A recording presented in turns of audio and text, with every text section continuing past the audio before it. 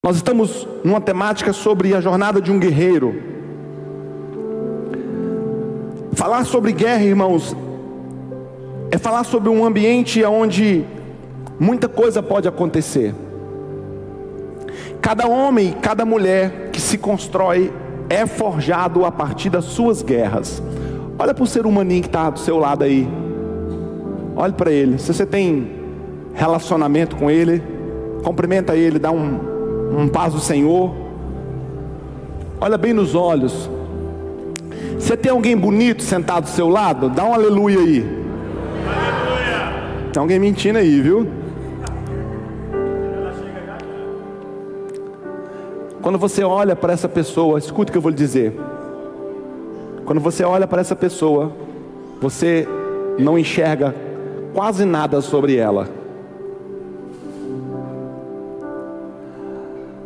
A beleza que ela hoje tem, a simpatia, a graça, na verdade é uma armadura que esconde alguém cheio de cicatrizes.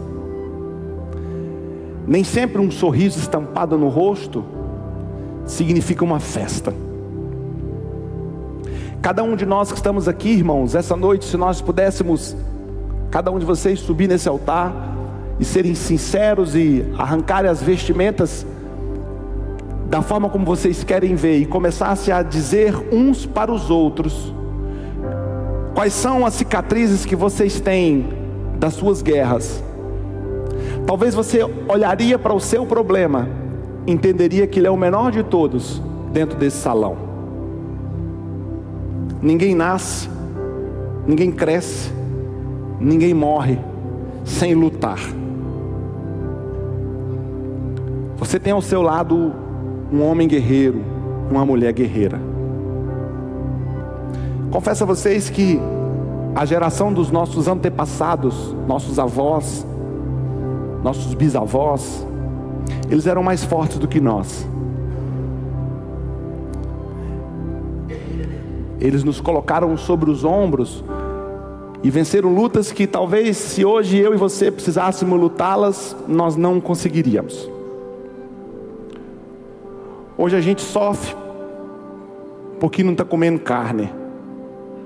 Nossos avós sofriam porque não tinham o que comer.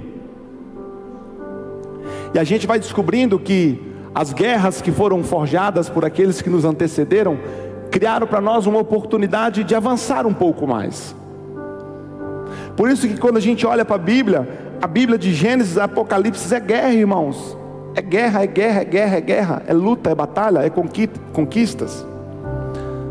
As guerras são ambientes inevitáveis. Você pode ser a pessoa mais pacífica que existe na terra, a pessoa super de boa, mais pacífica do mundo, gente assim que é zen.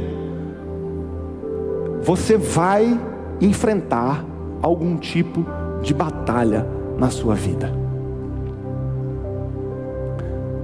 Aí eu pergunto para você, se nós temos a plena consciência que teremos guerra, por que a gente se prepara tão pouco para lutar?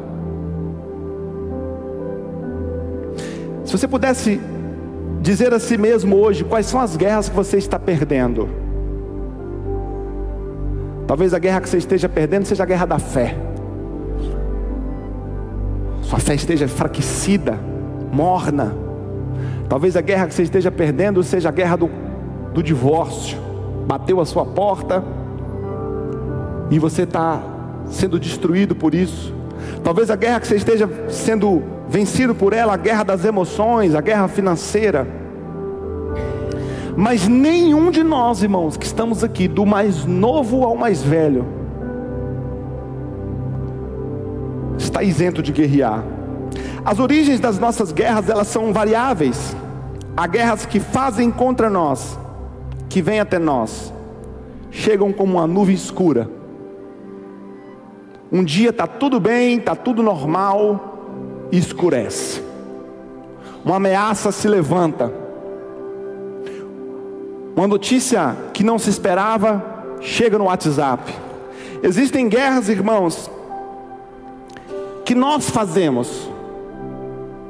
Existem lugares das nossas vidas que a gente se dispõe a lutar contra algumas coisas. E existem guerras que Deus nos envia para nós. Escuta, existem guerras que Deus envia para nós, e existem guerras que Deus nos envia para elas.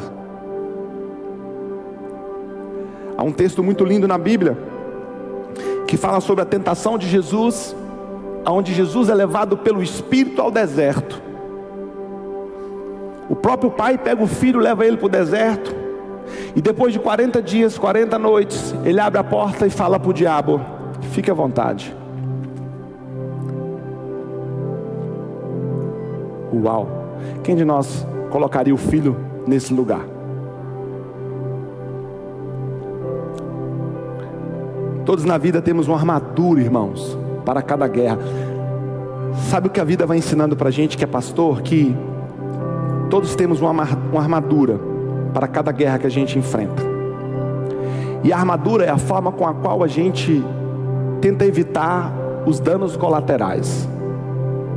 Por vezes é possível saber que tipo de guerra alguém enfrenta quando a gente olha para a armadura que ela está usando. Tem pessoas que entram aqui anônimas, e quando elas se permitem a gente se aproximar, a gente descobre pessoas armadas, na defensiva. E toda reação dessa pessoa é uma defensiva, e a gente descobre que luta ela está vivendo. Talvez a armadura que você esteja vivendo, usando hoje, é a armadura apropriada ou não para a guerra que você está vivendo. Mas todos nós temos um instinto de autodefesa. Se entrar um cachorro aqui, irmãos, feroz, cada um vai pensar de uma forma de se defender. De defender aqueles a quem ama, seus filhos. Quem tem criança já pega o menino, põe no colo. Essa armadura que você usa hoje, ela te protege de algo ou de alguém. Tem gente que está se defendendo. É tão incrível, irmãos. Tem gente que está se defendendo do cônjuge. Olha para o pastor. Tem gente que a gente senta para conversar, e a defesa que ele está armando é se defendendo do marido, se defendendo da esposa. Por vezes o filho está se defendendo do pai. A armadura que ele está usando é de defesa do pai. Pasmem, por vezes a ovelha veste a armadura de defesa do pastor. E a pior armadura que existe é aquela que a gente precisa usar contra a gente mesmo. Porque ninguém pode causar maior dano a você do que você mesmo. Por vezes o demônio que a gente luta é o demônio que mora dentro. Algumas coisas interessantes sobre guerra.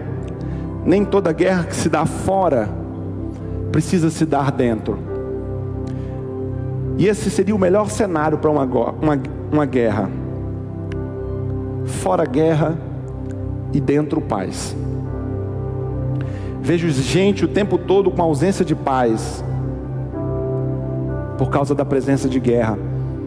Mas nem sempre, irmãos, a presença de guerra significa ausência de paz. A presença de guerra ser ausência de paz é uma circunstância onde a gente tem a ausência da consciência das verdades circunstanciais. Somos enganados. No livro de 2 Reis, capítulo 6, versículo 14, nos conta uma história exatamente assim. Uma guerra travada, uma ameaça feita, 2 homens em perigo. Um em desespero e o outro em paz. Um se vê perdido, o outro se vê seguro. E o que diferencia um do outro? O que diferencia um do outro é o que um enxerga e o outro não consegue ver. Eu queria muito que o Espírito tatuasse essa palavra no seu coração, porque por vezes nós perdemos as nossas guerras, porque não conseguimos enxergar o óbvio de Deus.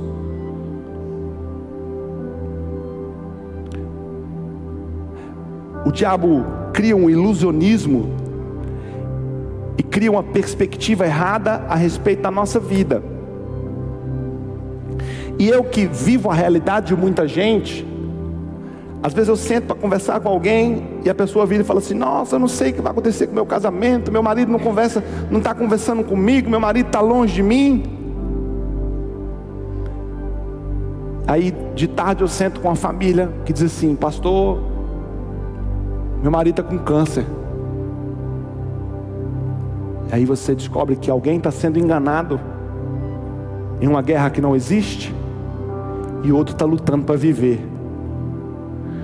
2 Reis 6,14 diz assim: então enviou para lá cavalos e carros e um grande exército, os quais chegaram de noite e cercaram a cidade. E o servo do homem de Deus se levantou muito cedo e saiu, e eis que um exército tinha cercado a cidade com cavalos e carros. Então o seu servo lhe disse: ai meu senhor, o que faremos? Eliseu foi o pivô das revelações divinas para livrar Israel de todos os ataques da Síria. A Síria planejava fazer algo, Deus revelava a Eliseu, Eliseu desmanchava o ataque, ao ponto do rei imaginar que tinha entre eles um traidor. O rei disse assim: não tem lógica, alguém está contando para eles o que a gente vai fazer. Os caras se movem antes da gente, a gente planeja fazer um ataque e eles saem do lugar do ataque. E aí alguém vira e fala assim: não é isso não. Tudo isso acontece por causa de um homem chamado Eliseu. Ele recebe a revelação de Deus, e tudo que a gente planeja cai por terra. E o rei deixou de estabelecer guerra contra Israel, estabeleceu guerra contra Eliseu. E a Bíblia diz que ele procurou saber onde ele estava, e alguém disse: ele está no monte tal. E ele enviou o seu exército e cercou Eliseu e o seu menino Geazi com ele. Um cerco, 2 pessoas. 2 pessoas, irmãos, envoltas no mesmo problema, nas mesmas circunstâncias, nos mesmos desafios, mas uma reage em desespero e a outra em paz. A Bíblia diz que o servo do homem de Deus, Geazi, se levantou muito cedo e saiu. Imagine Geazi levantando comecinho, finalzinho da madrugada, talvez para ir ao banheiro, alguma coisa. Ele sai meio escuro, meio claro, e quando ele olha à sua volta, o lugar que ele estava cercado por um grande exército. E ele volta para Eliseu e diz assim: ai meu senhor, o que faremos? Chegou, a morte chegou à nossa porta. Dessa vez nós não fomos avisados de que isso aconteceria. O que a gente temia aconteceu. Somos 2 contra um exército inteiro. O que faremos? Deu ruim. E Eliseu diz assim para ele, versículo 16: não temas, porque mais são os que estão conosco do que os que estão com eles. Eliseu diz assim para ele: você está enxergando, mas não está enxergando tudo. Você está enxergando parte. E a parte que você está enxergando está permitindo você fazer uma leitura de um todo da forma errada. Você não está enxergando tudo, você está enxergando parte, mas você está lendo tudo, enxergando parte. E orou Eliseu e disse: Senhor, peço-te que lhe abra os olhos, para que veja. Irmãos, Entendam que a oração de Eliseu não era para que o cenário da guerra mudasse. Era para que o menino Geazi conseguisse enxergar o todo. E o Senhor abriu os olhos do moço e viu, e eis que o monte estava cheio de cavalos e de carros de fogo em redor de Eliseu. Grande parte das nossas guerras, irmãos, nós perdemos porque enxergamos as circunstâncias e não percebemos o que existe no todo. Se você for só lúcido, irmãos, imaginar que Deus não negou seu Filho em favor de nós, o que nos negaria agora, por amor a nós? Quase sempre nós estamos em guerra, e quase sempre estamos sem paz. Por quê, pastor? Porque o diabo nos engana de que a presença de uma guerra significa a ausência de uma paz. E a presença de uma guerra só é a ausência de uma paz quando você só enxerga o que os olhos podem ver. Mas quando você se permite ser revelado pelo Espírito, pelas coisas espirituais, você descobre que você está seguro, que há no mundo espiritual uma grande proteção sobre você e sobre sua casa. Há uma grande proteção sobre sua família, há uma grande proteção sobre seus filhos, há uma grande proteção sobre o seu negócio, há uma grande proteção sobre a sua saúde. E não há por que temer. Lute suas guerras. Sabe, irmãos, existem guerras que estão sinalizadas, estamos sitiados, cercados e sob constante ameaça. Você acorda e dorme sob constante ameaça. Olhe para o pastor. É o mesmo espírito que Geazi viveu. Ele levantou de madrugadinha, olhou, cercado. Talvez hoje sua empresa esteja assim, sua família esteja assim, você esteja assim. Você acorda todos os dias como se um leão estivesse à beira do portão, esperando você pôr o pé lá fora para você ser tragado por ele.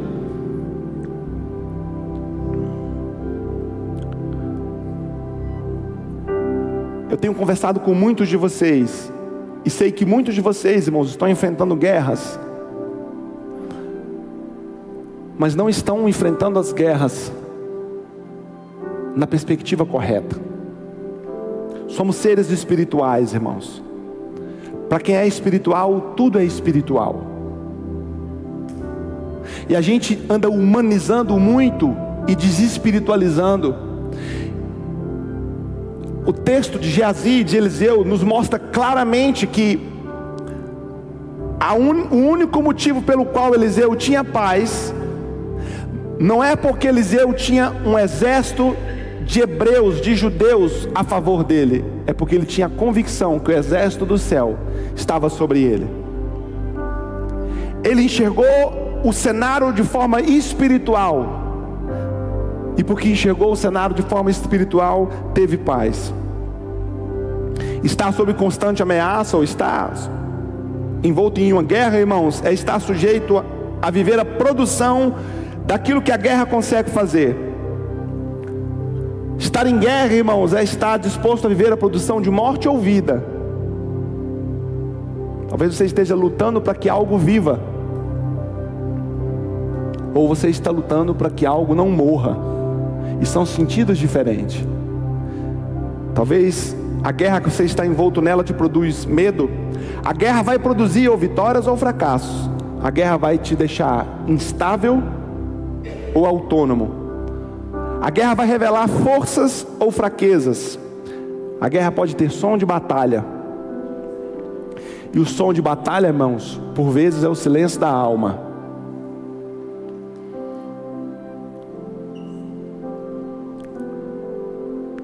O som da sua batalha talvez seja o silêncio da sua alma.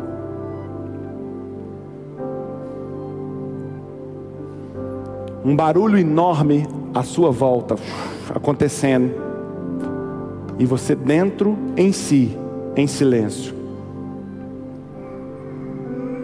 E só você que vive o silêncio da sua guerra sabe quanta dor esse silêncio pode significar.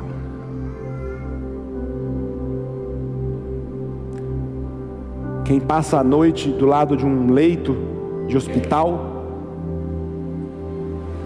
cuidando de alguém que ama, sabe o quanto uma madrugada pode ser cumprida e o quanto vale uma boa noite de sono.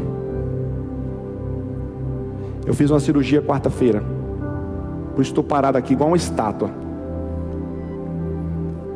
E às vezes a gente só dá valor naquilo que a gente perde. Coisas simples como ir ao banheiro, hoje para mim é muito dolorido.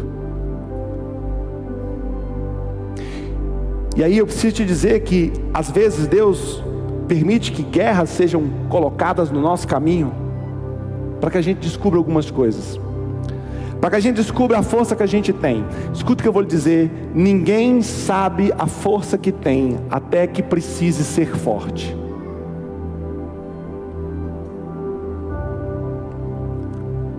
As guerras por vezes têm o poder de colocar as coisas no lugar. Talvez a guerra que você esteja vivendo hoje foi o mecanismo que Deus usou para consertar as coisas que estão à sua volta.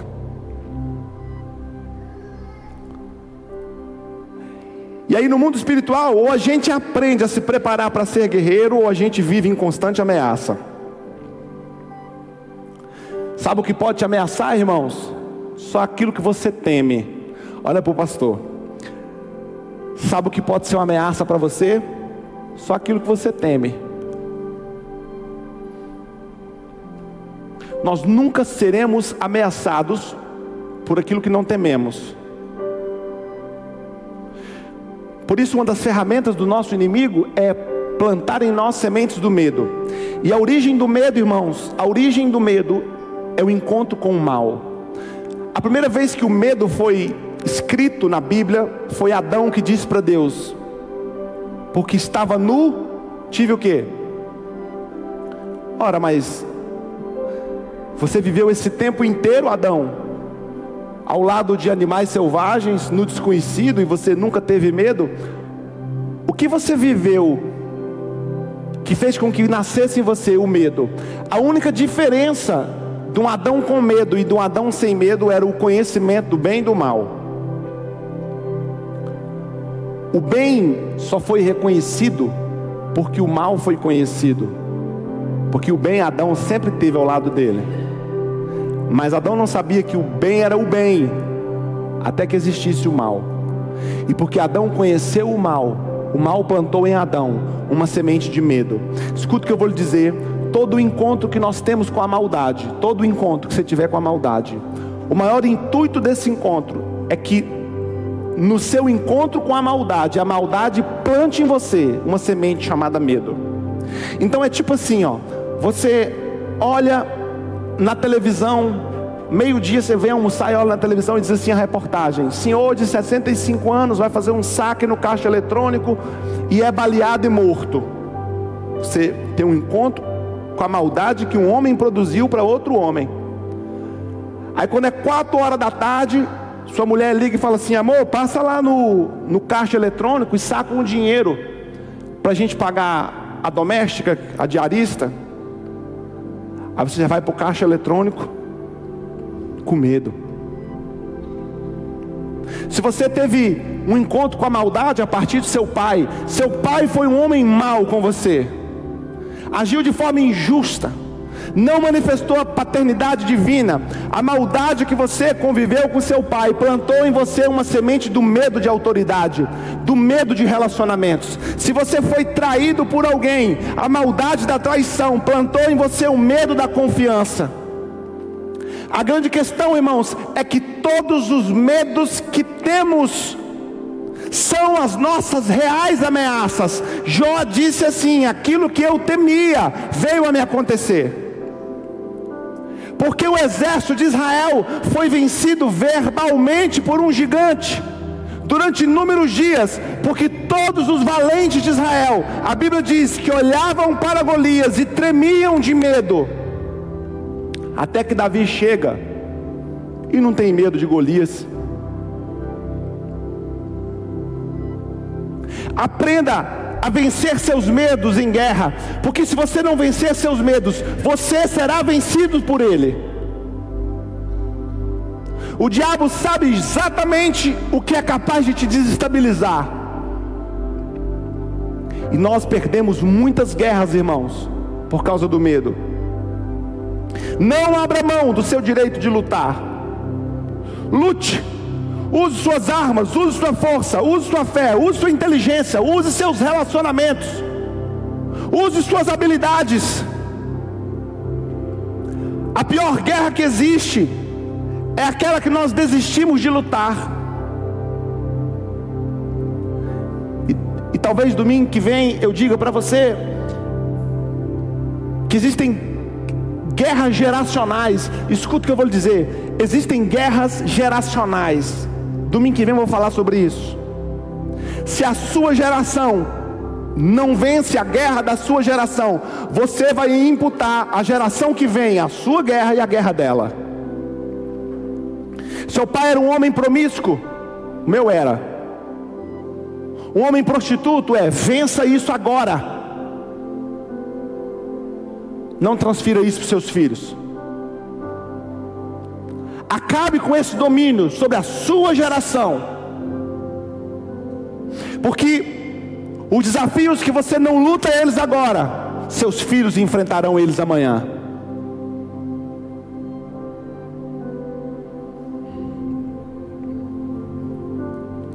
Caminhar por fim. 1 Samuel capítulo 11 nos conta a história. Eu vou ler um pedaço. Então subiu Naás amonita e sitiou a Jabes de Gileade, e disseram todos os homens de Jabe a Naás: faz aliança conosco e te serviremos. Porém Naás amonita lhes disse: com esta condição farei aliança convosco, que todos vós arranque o olho direito, e assim ponha esta afronta sobre todo o povo de Israel. Então os anciãos de Jabes lhe disseram: deixa-nos por 7 dias, para que enviemos mensageiros por todos os termos de Israel, e não havendo ninguém que nos livre, então viremos a ti.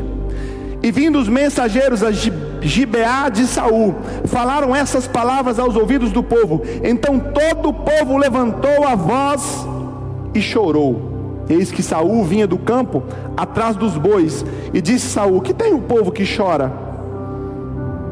E contaram-lhe essas palavras dos homens de Jabes. Então o Espírito de Deus se apoderou de Saul, ouvindo essas palavras, e se acendeu-se em grande maneira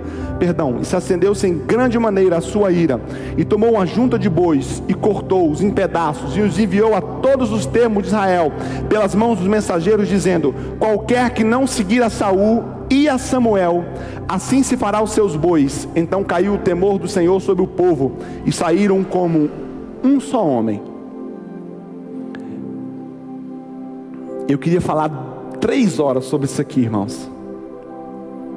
Quanta ferramenta Deus nos dá nessa história. E contou em Bezaque, e houve dos filhos de Israel 300.000, e dos homens de Judá 30.000. Então disseram os mensageiros que vieram: assim direis aos homens de Jabes de Gileade: amanhã, em aquecendo o sol, vos virá o livramento. Vindo pois os mensageiros e anunciando aos homens de Jabes, se alegraram. E os homens de Jabes disseram aos amonitas: amanhã sairemos a vós, então nos fareis conforme tudo que parecer bem aos vossos olhos. E sucedeu que o outro dia Saul pôs o povo em 3 companhias, e vieram ao meio do arraial pela vigília da manhã, e feriram os amonitas, até que o dia aqueceu. E sucedeu que os restantes se espalharam, de modo que não ficaram 2 deles juntos. O povo todo se junta e se torna um. Eles espalham o povo todo, e eles não conseguem ser 2. Então disse o povo a Samuel: quem é aquele que dizia que Saul não reinaria sobre nós? Dai-nos aqueles homens e os mataremos. Lições de guerra a um guerreiro: estar cercado não é estar vencido, irmãos. Seu comportamento na ameaça define seu resultado na guerra. Tem gente que perde a guerra antes de lutar. Ah, pastor, eu estou doente. Seu comportamento na ameaça define seu resultado na guerra. Nós vimos um povo que foi sitiado. Escuta o que eu vou lhe dizer. Eles foram sitiados, e eles disseram àqueles que os sitiavam: vamos fazer um acordo, a gente serve vocês, a gente não quer nem lutar, nós não vamos nem lutar, a gente se entrega. Mas o diabo não quer só que você perda, irmãos. Escuta o que eu vou lhe dizer. Por isso é que existem inúmeros pecados que não é só sobre você pecar, é sobre te expor. Não é só sobre você perder, é sobre te expor, é sobre te desmoralizar, é sobre destruir a sua capacidade de se levantar de novo. E o inimigo diz assim para ele: não, a gente não quer só rendição não, a gente quer a vergonha. A gente aceita um acordo, todos os homens arrancam o olho direito, e pelo resto da vida de vocês, vocês se olharão no espelho e lembrarão que não tiveram coragem de lutar por aquilo que acreditam. Sabe o que falta a nós, irmãos, cristãos? Sangue no olho, vontade de lutar nossas guerras, vontade de vencer nossas batalhas. Somos cães que lambem ferida o tempo inteiro. Vivemos no espelho, num espírito de autocomiseração, esperando que alguém me ame, que alguém resolva meu problema. Minha família está ruim, está tudo ruim. Levante-se desse lugar, tome suas armas e guerreie suas guerras. Ah, pastor, minhas finanças estão muito ruins, minha casa está muito ruim. Reclamar, murmurar, não muda a circunstância. Reaja de forma diferente, reaja com espada na mão, guerreie suas guerras, mostre seus sacrifícios, levante-se, faça as suas ameaças, posicione-se.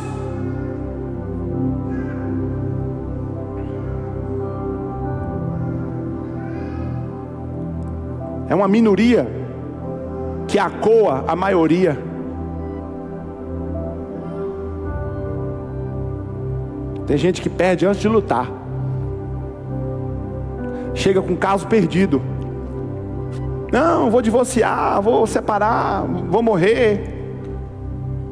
Eu contava para o Braz ontem, ele foi lá em casa me visitar e levar um doce. Um doce não, metade de um doce.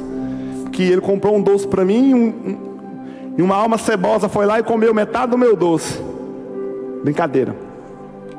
E eu contando para ele que eu estava aconselhando um jovem casal, que ele havia sido traído pela esposa. E eu, toda vez que eu ia, ele chorando, murmurando, disse que queria morrer, que queria morrer, que queria morrer, que queria morrer, que queria morrer. Foi uma semana todinha. No 7º dia eu levei a corda. Não aconselho isso para ninguém, tá, irmãos? Cada caso é um caso. Aí eu cheguei e estava ele lá: quer morrer, quer morrer. Eu falei: hoje eu vou resolver seu problema. Amarrei a corda no pau, dei um nó, botei o banquinho. Disse: pronto, morra. Morra, morra, morra, morra. Fique tranquilo, vou lhe dar um enterro digno. Vou lá para fora, resolve aí seu B.O. Eu te tiro, te enterro, fique tranquilo. E fui, irmãos.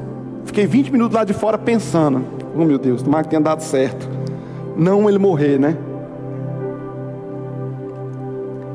Ele entender que se entregar é a pior escolha. Irmão, se é para morrer, morramos lutando. Amém, queridos? Não entregue sua casa, não entregue suas finanças, não entregue sua fé, não entregue seu casamento, não entregue sua saúde, não entregue sua esperança, não entregue seu ministério, não entregue seus planos, não entregue seus filhos, não entregue, morra lutando. Segunda coisa, não negocie com seus inimigos. Cuidado com as suas alianças. Nós estamos negociando com os nossos inimigos, irmãos. O inimigo cerca e diz assim: façamos um negócio, façamos um acordo, te pouparemos a vida, mas te tiraremos a dignidade. Levante-se e diga: continuarei vivo, e continuarei tendo dignidade. Tem gente negociando, irmãos. Você está negociando com o inimigo chamado prostituição. Você está negociando com o inimigo chamado mentira. Você está negociando com o inimigo chamado pornografia. Você está negociando com o inimigo chamado desonestidade. Você está fazendo negócio, dando golpe nos outros. Está negociando com o seu inimigo. Está entregando, está fazendo acordos com aqueles contra quem você deveria guerrear, contra quem você deveria combater. Você está negociando com a avareza, você está negociando com a ingratidão, você está negociando com a desonra.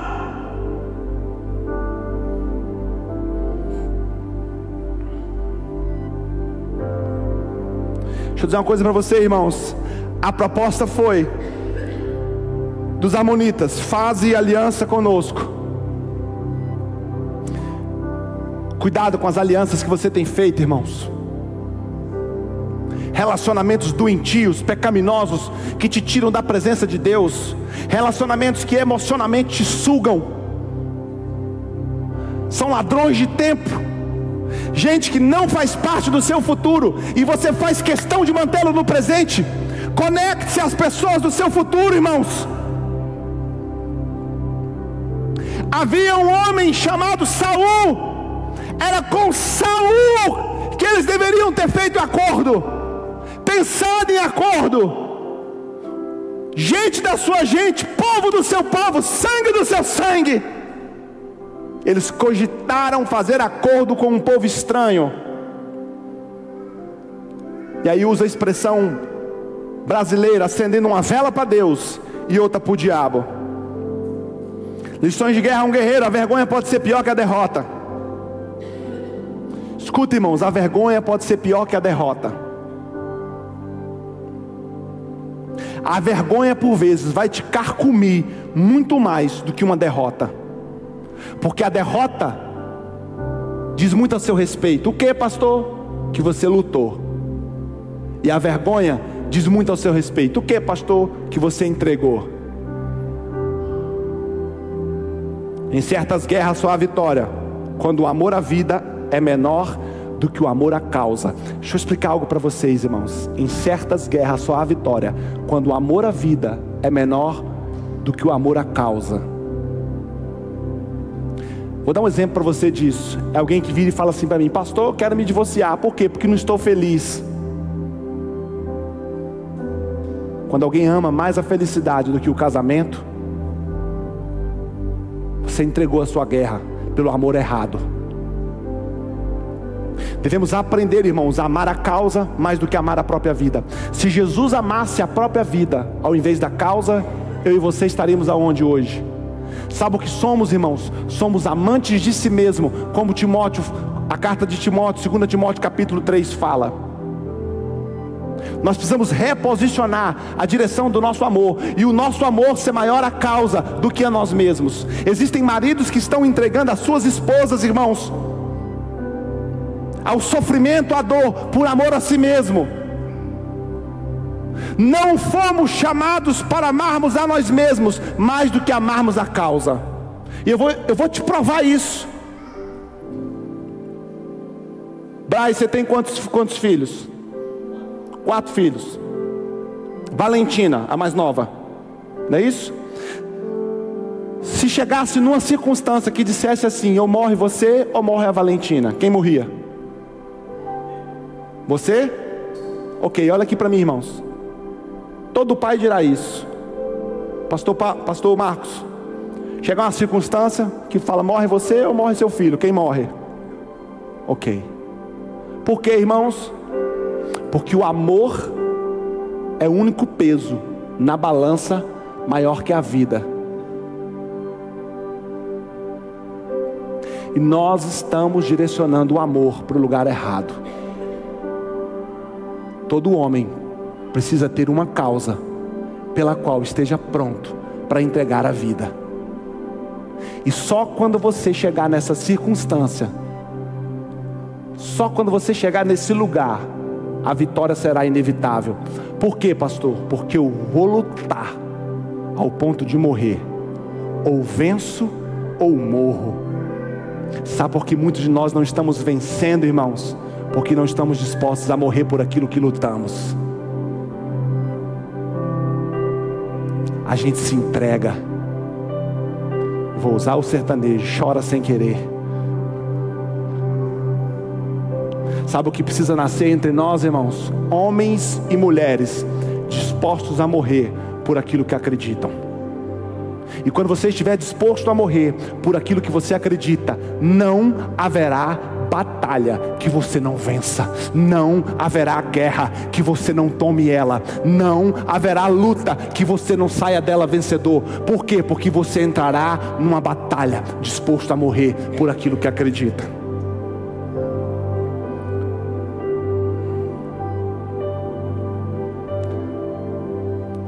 As guerras que decidimos lutar, por vezes é o fator que Deus usará para nos entregar aquilo que Ele mesmo preparou. Deixa eu dizer uma coisa para vocês. Deus tem inúmeras coisas preparadas para nós, amém, irmãos? E receber aquilo que Deus preparou para você está logo após você aceitar a guerra. O contexto que nós lemos, irmãos, Saul foi levantado rei sobre Israel. Escuta só. Saul foi levantado rei sobre Israel, mas foi considerado rei? Não. Até que decidiu lutar em Jabes de Gileade. A Bíblia diz que ele vinha chegando com os seus bois e viu o povo chorando. Ele perguntou: o que aconteceu? E disseram para ele: o povo de Jabes de Gileade está cercado, e os amonitas proporam um acordo para o povo, que eles se rendam e arranquem o olho direito. O que Saul tinha com isso, irmãos? Nada.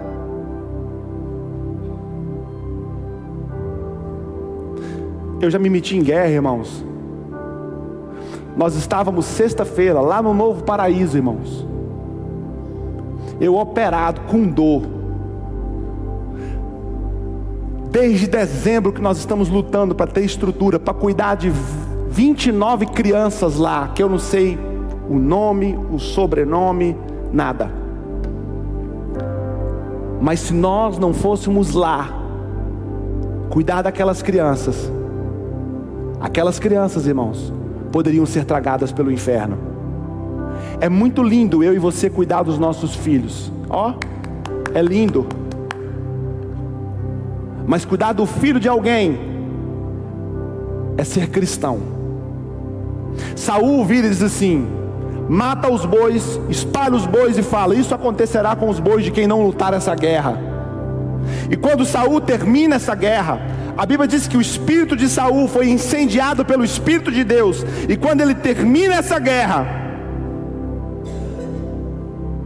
o povo diz no versículo 12: então perguntou o povo a Samuel: quem é aquele que dizia que Saul não reinaria sobre nós? Dai-nos aqueles homens e os mataremos. Talvez o seu trono, irmãos, a sua coroa está logo depois do seu sim a uma guerra que não lhe pertence. Se você tem medo de guerras, você se afasta das suas conquistas. Se você tem medo de guerras, você se afasta das suas vitórias. Todo mundo quer vitória. Todo mundo quer vitória. Quem quer vitória? Eu quero vitória. Mas pergunta assim: quem guerreia com a gente? Quem luta com a gente? Quem está aqui terça-feira orando com a gente? Pelas famílias, pela cidade, pelas crianças. Quem está aqui? Quem pega na espada? Quem vai botar agora o Pix aqui e pagar a conta? Nós não somos iguais, irmãos. Nós não somos iguais. Cada um viverá as vitórias das guerras que estiver disposto a lutar.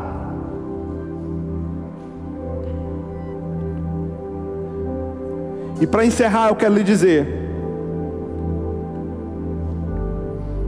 morra por aquilo que você acredita, irmãos. Porque no final de uma vida honrosa há um prêmio. Sabe o que a gente precisa ser, irmãos? Guerreiros. Eu estou com dificuldade. Todos estamos, irmãos. Estou aqui pregando em cólicas, porque eu tenho um compromisso com a casa, com a igreja. Eu tenho uma responsabilidade. Todos estamos em guerra, irmãos. Mas haverá um momento em que haverá uma separação entre os valentes e os covardes. E a diferença do valente para o covarde é que espírito te habita. A Bíblia diz que em Josué e em Calebe houve um espírito diferente.